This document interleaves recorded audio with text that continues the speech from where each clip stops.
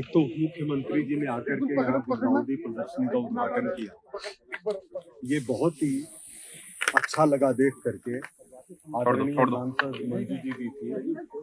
लेकिन यह एक परंपरा है, गुलदाउदी है वो चीन का पौधा है, इसमें भारतीयता की सुगंध नहीं है। मेरा विश्वास है कि राजस्थान विश्वविद्यालय भविष्य के अंदर ऐसे भी पुष्पों के बगीचे को सामने लाने का काम करेगा जिसमें भारतीयता की सुगंध होगी।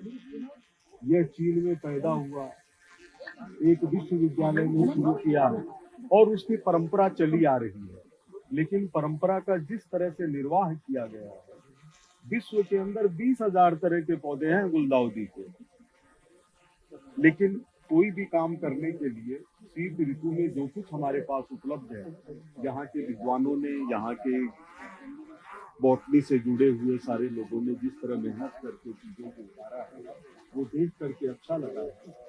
विश्वविद्यालय के अंदर बहुत काम होने की जरूरत है। जैसे राइजिंग राजस्थान का प्रभाव मेरे को राजस्थान विश्वविद्यालय में नजर नहीं आता।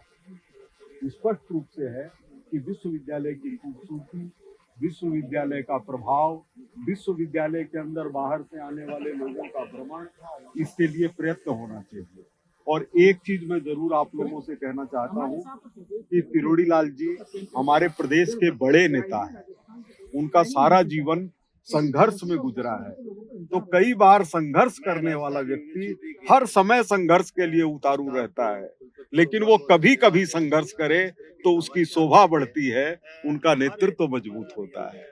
सर क्या क्या मैसेज, वो सवाल सरकार पर सवाल खड़े कर रहे हैं ये है कि उनका कोई सवाल नहीं है, उनका एक ही सवाल है कि गरीब आदमी को न्याय मिलना चाहिए। लेकिन आदमी हमेशा ही संघर्ष करे और सोचे कि आजाद भारत में भी संघर्ष करूं। सर आप मान रहे हैं क्या उनका संघर्ष गलत है? सरकार में गरीबों को न्याय नहीं मिल रहा है? नहीं, मैंने तो किरोड़ी लाल जी की बात की है कि उनका जो जीवन है, जैसे 4 दशक से मैंने देखा है उनको पत्रकारिता की दृष्टि से कि वो हमेशा संघर्षशील रहे हैं, लेकिन संघर्ष भी विराम चाहता है। अगर हमेशा संघर्ष करते रहेंगे तो फिर उसमें लोगों को लगता है केवल ये संघर्ष ही करते हैं क्या। तो आदरणीय किरोड़ी लाल जी इतने बड़े नेता हैं, उनके जितना संघर्ष राजस्थान में किसी ने नहीं किया, किसी भी पार्टी के व्यक्ति ने नहीं किया। हम लोग दिल से उनका आदर करते हैं, लेकिन यह जो दिल से आदर ये बढ़ता जाए या उसके ऊपर कोई प्रश्न चिन्ह लगाए, ये नहीं होना चाहिए। सर वर्तमान परिप्रेक्ष्य में आप क्या मानते हैं, किरोड़ी लाल जी का संघर्ष वर्तमान परिप्रेक्ष्य में गलत है या वो सरकार पे आरोप लगा रहे हैं कि इसके इशारे पर मेरे खिलाफ मेरी सरकार किरोड़ी लाल जी का जीवन संघर्ष में बदल चुका है, उनका सारा जीवन संघर्ष से ओतप्रोत है, लेकिन संघर्ष कई बार अपनी सरकार के भी खिलाफ चाहता है। अगर हम ये सोचते कि ब्रिटिश राज से हम तो 2000 साल तक लड़ते रहेंगे, तो लड़ते रहिए, कौन मना कर रहा है आपको? कहीं सर ऐसा तो नहीं संघर्ष का फल नहीं मिल पाया? नहीं, किरोड़ी लाल जी के संघर्ष का फल उस दिन लोगों को दिखाई देगा जब हम किरोड़ी लाल जी को याद करेंगे। भगवान उनको शतायु दे। गांव के अंदर जो कुछ उन्होंने किया है वो कोई नहीं कर सकता, लेकिन संघर्ष भी विराम चाहता है, संघर्ष भी विजय चाहता है, और संघर्ष यह चाहता है कि भारत बांग्लादेश पर आक्रमण कर दे तो क्या मिलने वाला है, खत्म हो जाएगा बांग्लादेश। सर गुलदाउदी की हम बात कर रहे थे, ये गुलदाउदी से ही जुड़ा हुआ विषय है। हाँ, ये गुलदाउदी से ही जुड़ा हुआ विषय है। गुलदाउदी एक अंशकालीन पौधा है जिसमें खुशबू नहीं है, लेकिन सुंदरता देती है, तो संघर्ष सुंदर लगता है।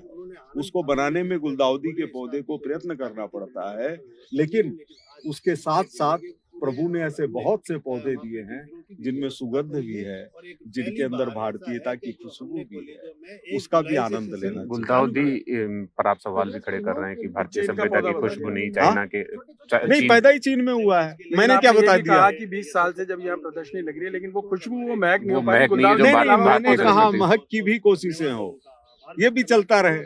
जब कुछ है ही नहीं तो यही सही, लेकिन वो भी होना चाहिए। जैसे मंत्री जी ने अभी अरबल की बात की, बहुत अच्छी बात कही है मंत्री जी ने। यही भारतीय जनता पार्टी की और हमारे यशस्वी प्रधानमंत्री नरेंद्र मोदी जी की, और यहाँ डबल इंजन की सरकार बनी है राजस्थान में, तो हमारे यशस्वी मुख्यमंत्री भजन लाल जी शर्मा जी ने जो सोच और जो विजन लिया कि मैं जब पहले साल में अगर एमओयू करूंगा, सबमिट करूंगा, तो उसको धरातल पे उनको हम सरकार के द्वारा एक सरलीकरण उन उद्योगपतियों के लिए हम देंगे, तो निश्चित रूप से हम उसको धरातल पे उतार पाएंगे।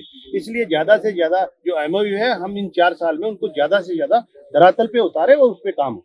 ईआरसीपी का काम शुरू हो रहा है सर, निश्चित रूप से ये भी हमारे यशस्वी मुख्यमंत्री जी की जो सोच और जो विजन थी, हमारा किसान यहाँ का हर वैसा मांग रखता का अगर हमारे हर खेत में पानी आए, इससे बड़ी हमारे किसानों के लिए कोई सौगात, उनके चेहरे पे मुस्कान लाने का काम किया, तो हमारे यशस्वी मुख्यमंत्री जी ने किया कि ईआरसीपी की योजना जो वर्षों से हमारी मांग है, उसको पूरा करने के लिए कल परसों अभी गए थे और एमओयू हुआ है। निश्चित रूप से उससे काम होगा और हमारे हर किसान को अगर पानी मिल जाता है हर खेत में, तो उससे बड़ी उसके लिए आर्थिक और उसके चेहरे पे मुस्कान लाने से कोई उससे बड़ी बात उसके लिए कुछ हो नहीं सकती। वो साकार होने वाला भारतीय जनता पार्टी की सोच और विजन का फर्क। तो सरकार के एक मंत्री किरोड़लाल मीणा जी सरकार पे फिर देखिए, हमारी भारतीय जनता पार्टी का हर मंत्री हो, हर कार्यकर्ता हो, हम एक विजन लेके चलते हैं और हर व्यक्ति दायित्व जो दिया जाता है उसको हम बखूबी से निभाते हैं और एक मत होकर और एक साथ कोई किसी पे कोई सरकार के लिए कोई बगावत नहीं करते हैं।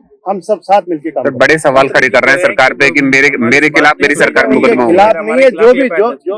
जो भी गलत काम होता है कहीं भी, उसके लिए हम सारे मिलकर आवाज उठाते हैं। ऐसी कोई दिक्कत नहीं है, कोई हमारी सरकार पे कोई सवाल नहीं उठा रहे। जो भी कहीं गलत खामी रहती है, उसके लिए हम सब मिलके एक मत से उस पे काम करते हैं। ठीक।